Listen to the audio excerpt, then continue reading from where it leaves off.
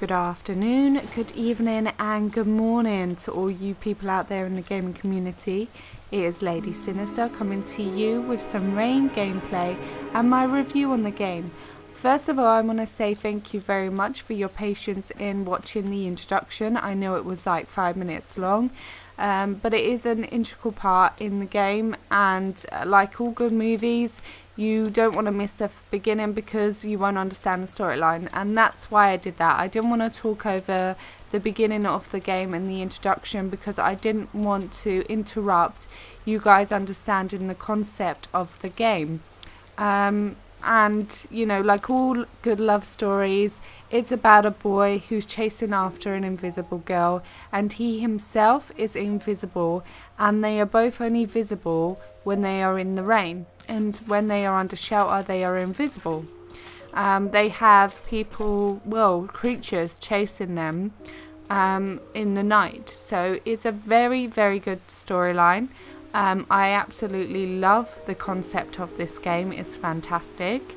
You know, it's a love story, really. It's about two kids running away from the nightmares in the night, and it's a love story. So definitely go and get it. I actually got it from the PlayStation Store. It costs about £10, which is about $16 US.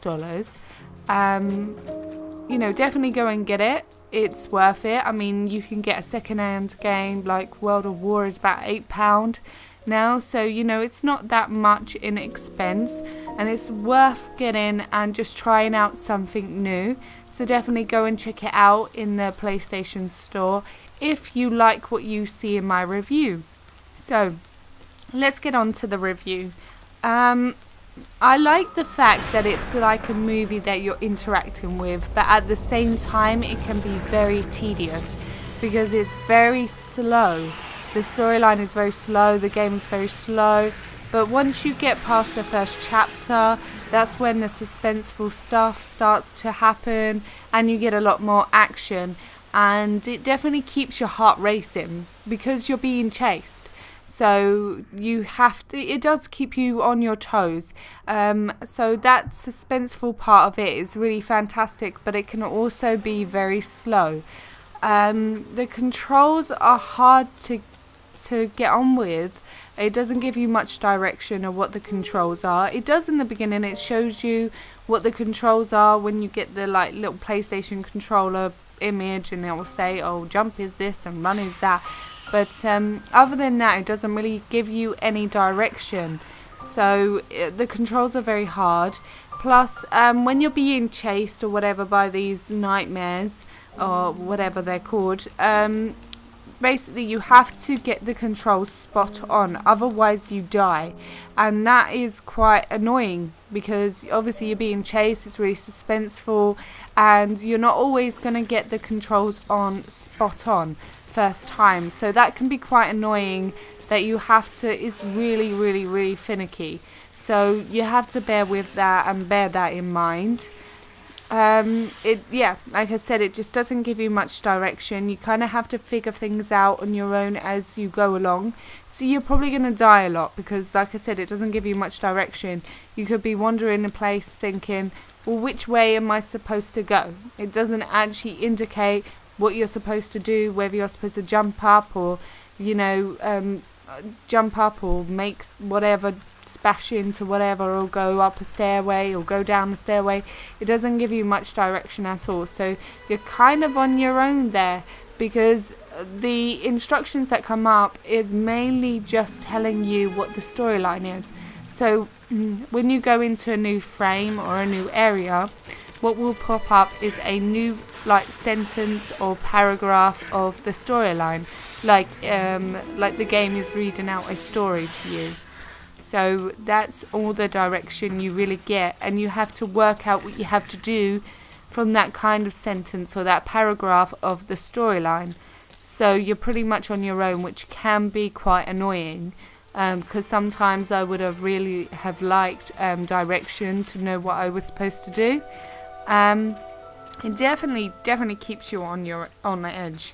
When you're being chased by things and you don't know what you're supposed to do, you know, your heart is racing. You're like, oh my god, what am I gonna do? Where do I need to go? Oh my god. And these creatures are very fast as well, so you have to think on your feet. And you know, there are some creatures that you can hide from, and there's some that you can't hide from. So it doesn't give you direction when you enter a new enemy, whether you can hide or not. So bear that in mind when you're playing the game, that there are some enemies you can hide from, some that you can't. So it's a good concept and a good storyline. And I'm actually going to bring in a new rating system. Someone suggested it to me, Blammer.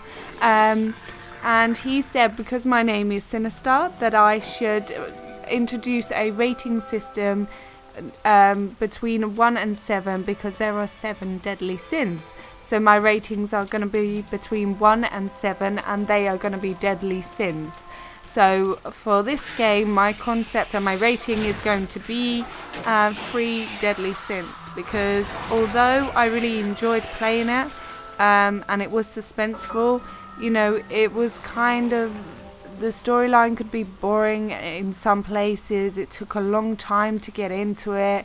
You know, there's not much, you know, action in the sense of you're shooting someone or fighting. Do you know what I mean? There was a lot of, it's just a storyline, and you get a new, you know, line of the story, and it's like, okay, you know, why does she get, you know, it's very slow to get into the story, and why these creatures are chasing you, and why the little girl keeps running away from you. Why is the little girl invisible? Why are you invisible? All those sort of things. The story doesn't actually, it's really slow to get into answering those questions. And I suppose in a way that's a good thing, because it keeps you interested in the story, but at the same time I found it very slow and very tedious, and at times I found it really boring. You know, I'm just being honest, that's my own personal opinion on it. You know, I found it very boring at times. But yeah, so that's why I have given it 3 deadly sins, because, you know, I did find it boring. You know, so let me know what you think about these deadly sins in this rating. Whether you like the fact that I give deadly sins on games. So, you know, I'm not meaning deadly sins as in, you know, it's awful, but in the sense that my name, sorry, excuse me, my name is Sinister, and, you know, I am the original sin. So, yeah. So that's my review. Thank you guys for watching, and again, thank you so much for your patience in watching the introduction, and definitely go out and check this game out. Like I said, in the big scheme of things, it's sort of worth it in the money to try something new. So if you're looking for something else to play other than GTA or Call of Duty or Battlefield, then definitely try something new and go into the PlayStation Store, or wherever they have something on Xbox that's similar to it where you can get demos of games, and definitely try out something new, because there are so many different games out there. I'm not saying that these other games are rubbish or wrong, but definitely broaden your horizons when it comes to games. So I'm going to sign off now, because I've been talking for a long time and there's not much really I can say about this game, anymore I can say about this game. So I'm going to let you guys go, and thank you again for listening, and don't forget to like, subscribe, and don't forget to comment. I love hearing your comments and your views on my reviews. So thank you very much again for watching, and goodbye.